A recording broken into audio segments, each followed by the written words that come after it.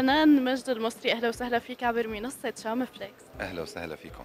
مجد، نحن اليوم متواجدين بفعالية، هي الفعالية هي عن أطفال متلازمة الحب. قد إيه مهم نحن إنه على طول ندعمهم بمثل هيك فعاليات؟ كثير مهم انه نحن ندعم اطفال متلازمه الحب، يعني لانه هن يعني عم يحسوا حالهم خارج المجتمع، يعني هي قعدتنا معاهم ولقائنا فيهم وكذا، هن يعني هلا مثلا بتشوفيهم قاعدين قبل شوي كل العالم عم تسقف لهم وكذا، فبتحسي السعاده على وشهم، يعني ظاهره كثير مبسوطين، شايفيننا قاعدين عم نحضرهم، مبسوطين فينا يعني. إيه، كتير كتير مهم، يعني أي دعم نحن فينا نقدم لهم إياه حتى لو كان على الصعيد النفسي والمعنوي، فنحن ما رح نقصر معهم أبدا. كمان هذا الشيء قد إيه ممكن برأيك يأثر إيجابا، خصوصي نحن اليوم عم نمر بظروف جدا صعبة، يعني جدا فظيعة، فاليوم هي الحفلة أكيد هي حتأثر إيجابا عليهم، فقد إيه مهم هذا الشيء كمان. كتير كتير مهم، دعمهم، يعني دعمهم بالعموم كتير مهم.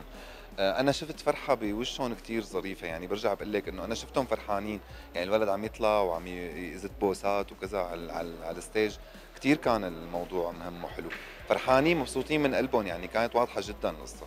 مجد، أنا كمان اليوم لازم استغل وجودك معنا وتخبرني وين أنت اليوم رح تكون متواجد برمضان 2023. هلا انا رح كون موجود بمربى العز، مسلسل بيئة شامية من اخراج العظيمة رشا شربتجي. رح كون موجود بمسلسل مال الابان من اخراج الاستاذ سيف سباعي. رح كون موجود ضيف بخريف عمر من اخراج الاستاذ مسنى صبا، وانا كثير كثير كثير كنت سعيد بهي التجربة مع الاستاذ مسنى يعني. طيب مجد، خلينا شوي نحكي عن شخصياتك بالأعمال الثلاثة. هلا ما فيني صرح، انا مو مسمح لنا نصرح، بس انا فيني اقول لك بمربى العز رح كون بالحارة، بمال الابان رح كون بالسوق، بخريف عمر رح كون هيك جنب شخصية مهمة يعني كضيف يعني. هلا أنت السنة الماضية لعبت بمسلسل كسر عظم دور شخص، يعني الناس كلياتها صارت تكره مجد، فهذا الرمضان في هيك شيء ولا لا مجد رح يحسن شوي الصورة؟ هلا انا ما بعرف ليش المخرجين دائما عم يروحوا معي على الشخصيات السلبية، بس انا ما بتضايق من هذا الموضوع، لانه الشخصية السلبية بتعلم يعني. انا يعني هو في فصل بقى بين موضوع التمثيل والحياة الخاصة، بالحياة الخاصة بيشوفوني ما بيعرفوني انه انا كممثل هيك شرير، يعني في فرق بين الشخصيتين. هي شغله كثير مهمه إلي كممثل، انه انا في فرق بيناتهم يعني كبير كثير. يعني شخصياتك بهذا رمضان بتكون هي شو؟ تقريبا ايه. طيب مجد، اليوم أنت بتفضل أعمال البيئة الشامية ولا الأعمال الاجتماعية الواقعية؟ انا اي شيء بلاقي حالي فيه بشتغله. اي شيء. اليوم كتير ناس بتقول إنه راح زمن يعني أعمال البيئة الشامية، وإنه عن جد هي أعمال ما بتشبهنا، أنت شو رأيك بهيك حكي؟